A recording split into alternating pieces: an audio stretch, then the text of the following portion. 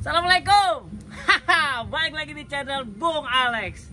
Oke, sekian lama gue nggak bikin channel YouTube ya, karena gue akhirnya menemukan suatu ide yang bagus banget nih. Yaitu adalah budidaya ikan air tawar, ya, khususnya ikan lele.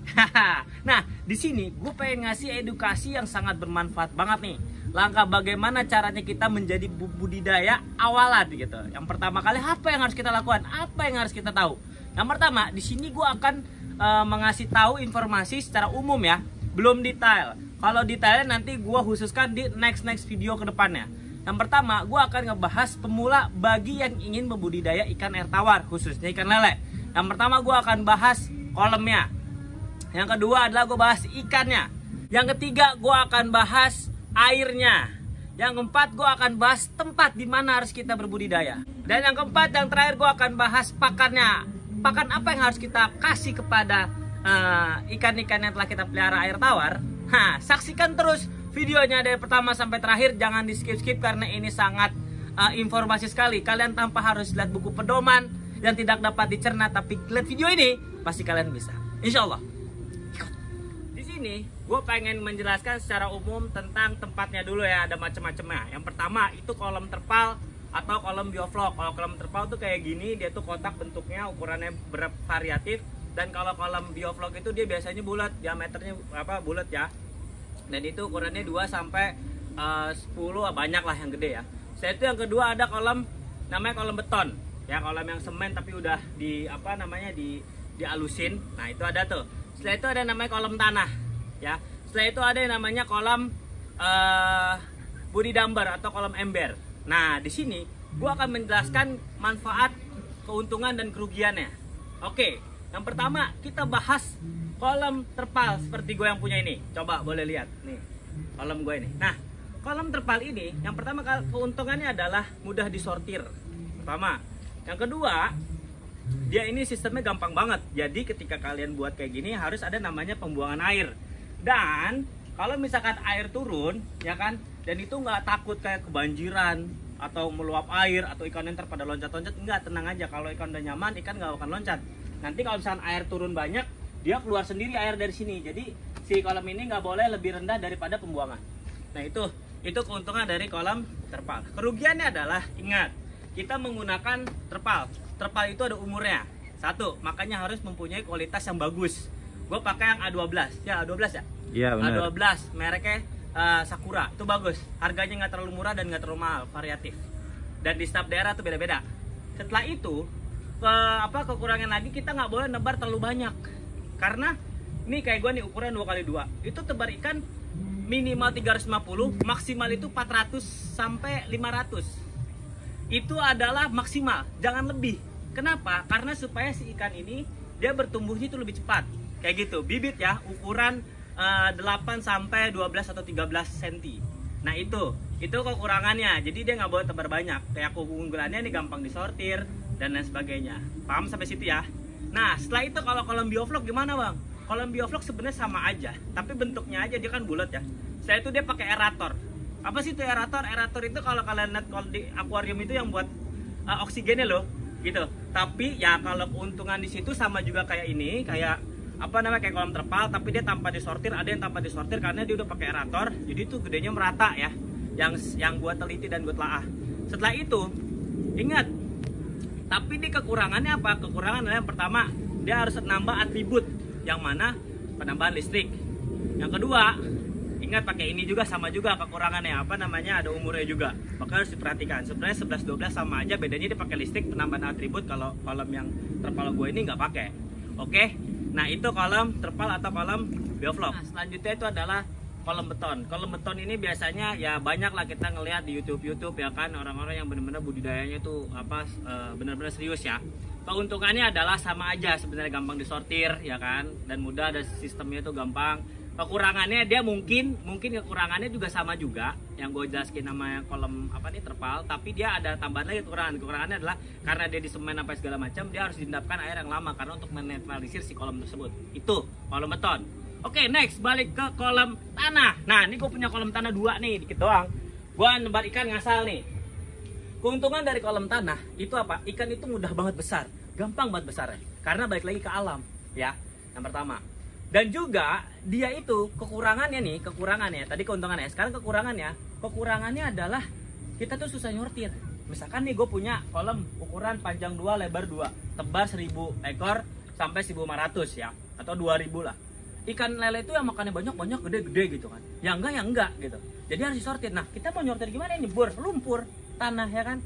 Nah itu. Dan juga kapasitas ikan itu, kualitas ikan itu jadinya tuh beda. Kalau kalian mungkin ngerasain, kok ikan lele bau lumpur ya? Itu udah dijamin 100% dia itu di kolam tanah. Itu kekurangan dan kelebihan dari kolam tanah. Oke, next lagi apa? Next lagi adalah kolam ember. Nih, gua kasih lihat. Kolam ember ya. Nah, ini gue cuma contoh doang. Ini kolam ember. Biasanya orang-orang yang mau lagi marak juga nih, yang pengen belajar dari budidaya ikan lele, dia awalnya dari ember dulu. Ingat, di ember ini dia itu paling banyak nebar ikan itu bibit ya. Itu 50 ekor ya. Jangan boleh lebih. Dan di situ kita bisa menangani ikan ini hidup apa enggak, sampai besar atau enggak. Nah, ember ini cuman untuk pembelajarannya aja. Kayak gitu. Tapi kalau untuk kalau untuk mau budidaya, gue nggak menyarankan di ember. Bener nggak? Benar kan? Jadi kalau untuk kayak mau bisnis bener-bener ya jangan di ember. Ini ember cuman hanya untuk pembelajaran aja. Keuntungannya belajar, dapat ilmu ya kan. Kerugiannya ya itu nggak disarankan untuk membudidaya. So di sini kalau kalian bagi pemula yang pengen budidaya, usahakan kalian mempunyai kolam minimal tuh 4. Bang, kebanyakan gue belum punya modal. Nah, makanya sebelum punya modal belajar dulu dari ember. Kayak gitu. Ketika kalian udah bisa menangani, semua kan butuh proses. Gue aja berproses. Kita lanjut ke ikan. Nah, ikan lele. Aduh, by the way gue aus. Minum dulu. Air dong. Mantap nih pakai es. Minum dulu bos. Ngomong dari tadi. Ya kan? Jadi sekarang kita bahas ikan. Nah, kameranya agak kesini jadi enak nih. Ya. Oke, siap. Agak deketan lagi dikit nggak apa-apa. Nah, kita bahas tentang ikan. Ikan lele itu punya banyak jenisnya. Kalau yang gue tahu ada 3 jenis ya. Yang pertama sangkuriang, saya itu ada mutiara, ada dumbo. Nah, dumbo ini gue belum pernah megang ya. Jadi gue nggak ulas. Gue ulas 2 ini aja. Sangkuriang dan juga mutiara. Kalau sangkuriang itu ciri-cirinya dia agak panjang besar. Dia itu memanjang dan besar bisa. Dan dia di badannya itu ada bintik-bintik putih, itu sangkuriang. Kalau misalkan mutiara itu full black, agak hitam tapi bawahnya agak putihnya, listnya panjang jadi nggak bintik-bintik. Itu cara membedakannya. Kalau sangkuriang itu dia lebih tingkat kekanibalnya nggak terlalu ganas. Betul nggak bos? Benar. Nah kalau misalkan mutiara itu tingkat kekanibalannya itu sangat buah sekali. Makanya kalau gue sih lebih prepare ke sangkuriang. Tapi ini sih gue campur sangkuriang sama mutiara, no problem. Nah, di sini gue pengen bahas, Bang. Gue pengen beli bibit nih. Nah, sebelum kalian beli bibit, kalian harus mengenal dulu. Ikan lele itu dia yang bagus berproduksinya itu adalah dia mempunyai sertifikat indukannya. Ya kan? Makanya kalian kalau beli di farm-farm ini hati-hati ya, mesti teliti. Ketika kalian beli itu, lihat indukannya seperti apa. Kalau bisa, kalau nggak bisa, nah gue kasih lagi tipsnya nih. Kalau nggak bisa, lele itu ketika sudah dikawinin, jeber, keluar dong, beranak kan banyak jutaan ikan ya bos. Jutaan ya ribuan ikan bus ya kan. Nah itu ada grade-grade-nya, jadi mereka tuh nggak bareng-bareng yang langsung besar bareng-bareng, nggak. Ketika udah gitu, nah dia ada yang lahir duluan. Nah itu grade A, biasa yang kita sebut namanya pentolan ya bos ya. Iya, pentolan itu grade A tuh, itu bisa nanti gedenya dijadiin indukan. Dan yang kedua ada lagi yang gede itu grade B. Yang ketiga grade C, cukup lah. Nah yang grade terakhir, nah itu hati-hati, itu biasanya mati, nggak berpotensi untuk menjadi ikan. Nah kayak gitu. Jadi caranya gimana? Kalau gua saranin ngambil ikan itu jangan dari ukuran 3, 4, 5, itu riskan sekali. Coba kalian ngambil ikan tuh dari ukuran 8 atau 9 sampai 13 cm. Nah itu gue rekomendasi. Jadi itu kelihatan tuh progres perkembangannya. Kalau kalian dari kecil banget, nanti takutnya dia grade C atau grade D bahkan. Jadi ada tuh gue di TikTok gue, nanti lihat Kurmut Berkah, gue tapi itu simple doang sih. Gue mengulas di situ. Itu bang, kok ikan gue nggak gede-gede, padahal gue udah penangannya udah bagus nih, tapi lama gedenya sampai 3 sampai 5 bulan. Lu ngangon apa itu sampai 5 bulan? Ikan itu dari bibit ya paling 2,5 bulan sampai 3 bulan itu paling udah panen dah kayak gitu. Itu masalah ikan. Makanya kalian kalau gue saranin harus ngambil ikan yang dari bibit ya, ukuran yang 8 sampai 13 cm biar kita bisa ngeliat sama-sama perkembangannya kayak gitu. Itu masalah ikan. Setelah itu kita bahas sekarang masalah air, ya nggak Bos? Iya benar. Air. Lu lihat kolam gua sekarang airnya warna apa? Kayak jaket gue, warnanya hijau, bukan warna kuning, ya kan? Apaan sih lu? Warna hijau ini, gue banyak ngomong kayak marketing. Kolam hijau, bang, gimana bang caranya bisa dapat air bagus sebagus ini? Gimana caranya? Simpel caranya. Yang pertama, ketika kalian udah buat kolam ya, kalian endapkan air paling lama seminggu sampai ya seminggu setengah lah. Endapin air. Dan ketika kalian endapin air pakai apaan bang? Kasihin E4 ya, bagi kalian tahu lah E4 itu untuk perangsang ikan ya, untuk menetralisir si air ini. Contoh nih, gue punya nih air latu butak tuh. Ini air butak nih, gue belum apa-apa ini. Tapi udah gue siram E4. Ketika ikan masuk, otomatis air ini akan berubah menjadi warna hijau. Dan gue butuh namanya sinar matahari. Ya kan, gue tempat gue nggak ditutup-tutupin, tempat gue kebuka di tengah-tengah kebun, riskan orang banyak yang nyolong, ya udah lillahi ta'ala aja, hampir gue kepleset. Kayak gitu. Jadi itu masalah air, karena masalah ini sakral. Ingat, ketika kalian kasih makan, dan juga nah, ini harus ingat nih, kalian kasih makan nih. Sebelum kasih makan, kalian harus namanya buang air. Nih, buang air nih. Sebelum kasih makan, kalian buang air dulu nih, lihat. Set. Nah, kan kotor tuh. Nah, kalau udah hijau kayak gini, tutup. Ya kan, nggak usah banyak-banyak. Ya kalian tutup, set, baru kasih makan. Itu cara menanganinnya. Karena di air itu ada yang namanya amoniak. Sudah bahasa bagusnya itu. Tapi kalau bahasa kita gampang pahami adalah bakteri. Bakteri jahat sama bakteri baik. Kalau yang hijau begini itu bakteri baik, banyakan ya. Kalau bakteri jahat warnanya hitam. Biasanya itu dari apa, kotoran ikan, makanya kita harus buang. Kayak gitu caranya untuk menangani si air tersebut. Ya kan? Bang, kalau hujan gimana? Ya sama aja, buang aja dikit. Setelah itu baru taruh lagi atau isi air pakai air baru atau pakai isi air yang lama juga nggak apa-apa. Jadi itu masalah air. Ya, paham semuanya sampai sini? Elah kayak guru gua. Oke. Diperhatikan dan kalian gue yakin gak usah lagi pakai modul-modul, cukup lihat video gua. Ini cuma umumnya, gue belum detail ya. Di next video gua akan detail. Setelah itu masalah tempat. Tempat kalian terserah mau di mana. Ada yang bilang, "Bang, kalau ikan lele mah gampang bang, taruh di got aja hidup." Buset, biji bededor itu hidup di got. Bukan, jangan gitu. Gue pengen merubah sistematika ikan lele itu adalah banyak kayak protein yang paling bagus banget.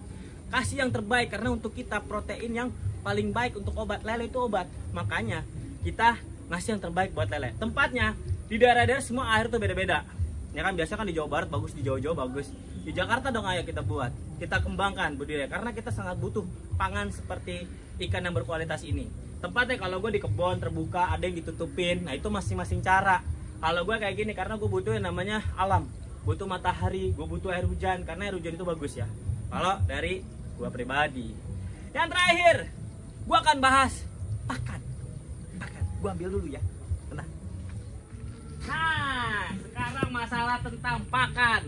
Bang, pakan apa yang ideal dan bagus untuk budidaya ikan lele? Gua pakainya full pellet, ya kan? Bang, pellet mahal banget, Bos.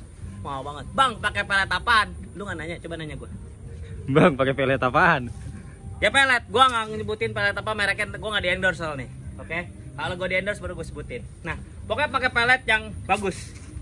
Karena komposisi protein dan di luar protein ini udah kadar udah pas banget, ya kan? Makanya dia mahal ya. Tapi untuk ikan itu bagus banget. Kenapa gue pakai pellet? Karena supaya nggak ada sisa akan menjadi amoniak jahat. Ketika gue kasih makan kayak gini, set, dia langsung dihabisin sama ikannya. Ini gue nggak tebar terlalu banyak ya. Ini udah agak mau setengah jadi.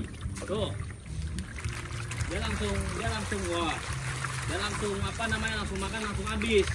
Gitu. Nah kalau misalkan kalian pakai yang maaf sorry itu sih daging atau pakai ayam, biasanya itu dia akan merusak kadar airnya gampang warna hitam kayak gitu. Itu masalah pakan ya. Masalah pakan gue rekomendasiin itu pakai full pellet. Memang agak-agak susah ya, mahal ya. Jadi ya kalau kalian mau berbudaya harus pintar. Jadi setelah kita gimana cara nutupin ini, nah itu masing-masing nanti kita akan ulas sedetail-detailnya. Ini gue cuman umum doang. Nah mungkin itu aja yang gue bisa sampaikan. Intinya yang pertama, gue begini ngeliatnya enak ya, banyak kolam segala macam. Gue juga belajar proses Kenapa gue bisa katakan tengah kena air hujan itu bagus? Gue proses. Nanti gue akan jelaskan secara detail. Ini gue bahas secara umum doang. Ya, intinya semangat, jangan putus asa karena kita budidaya ini adalah aset untuk kita ketika kita nanti tua atau ketika kalian mau bisnis apa ya. Nah, ini yang paling tepat. Tapi ingat, kalau kalian bisnis seperti ini, jangan jauh-jauh dari tempat tinggal kalian atau di rumah kalian. Contoh kalian di Bogor, terus kalian di Jakarta. Jangan. Kalau kalian gak royal untuk ngasih orang yang jaga, yang ada ikan kalian habis. Itu rahasianya. Kalau bisa belakang rumah ya 15 menit dari rumah. Jadi ya punya tanah yang bisa digunakan sebaik-baiknya. Karena ayo kita tingkatkan pangan kita, pangan manusia nih khususnya di Indonesia, di Jabodetabek atau dimanapun menjadi lebih baik lagi. Kita kasih makan yang baik lagi. Itu adalah cara budidaya pertama yang harus kita ketahui. Ya. Ikutin terus videonya, nanti gua akan ulas sedetailnya tentang kolam, sistemnya, tentang ikan, tentang air, tentang tempat dan lain sebagainya secara umum aja. Maaf kalau gue banyak ngomong karena yang namanya edukasi kayak guru banyak ngomong. Kalau kalian dengar, kalau kalian serap ya syukur, kalau kalian nggak serap juga nggak apa-apa. Kalau kalian mau apa-apa komen aja. Jangan lupa di share to your friend biar pada tahu dan juga jangan lupa di subscribe karena subscribe itu gratis. Wah, klise banget begitu. Ya, ikutin terus perjalanan Bung Alex di Kurmut Berkah. Salam sukses dan salam budidaya.